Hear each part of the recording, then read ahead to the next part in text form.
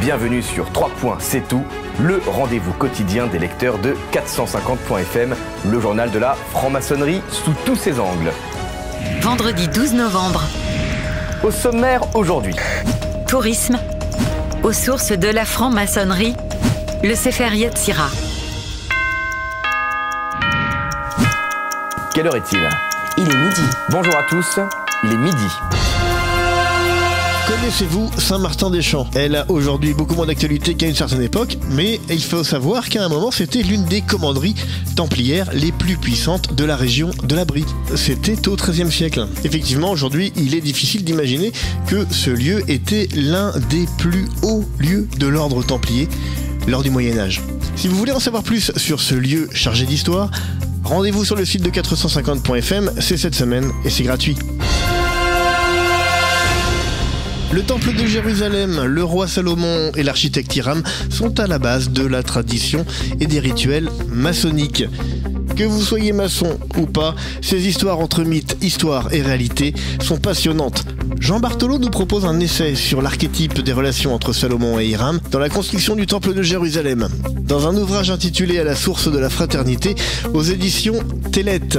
Pour 450.fm et pour nous défricher un peu le terrain, Jacques Carletto n'a pas hésité à inviter Jean Barthelot pour l'une de ses interviews vidéo. Vous écrivez que le temple de Jérusalem a été conçu dans le désert. Est-ce parce que, comme le puits dans le désert, le cœur s'y met à nu ? Ou y a-t-il d'autres explications et d'autres regards possibles ? Alors, ce regard-là est juste, bien sûr, puisque dans le désert, il y a un puits et grosso modo. Alors, là aussi, quand on revient à la Bible, on se rend compte que les Juifs quittent l'Égypte, traversent le désert pendant 40 ans. Donc, dans ce moment, alors, quand on voit la façon dont les Juifs se sont conduits dans le désert, ceux qui voulaient retourner à l'esclavage parce que c'était trop dur, ceux qui ont continué, s'est forgé là une fraternité. Le temple, tel qu'après, David va en recevoir les plans, etc. Mais tout ça s'est forgé dans cette épreuve, une grande épreuve qui est la traversée du désert, et c'est la jeune génération qui, en rentrant en terre promise, pourra mettre ça progressivement en place. Pour en savoir plus sur les relations entre Hiram, l'architecte, le roi Salomon et la construction du temple de Jérusalem, retrouvez l'interview intégrale de Jean Barthelot réalisée par Jacques Carletto. C'est sur le site de 450.fm et c'est gratuit.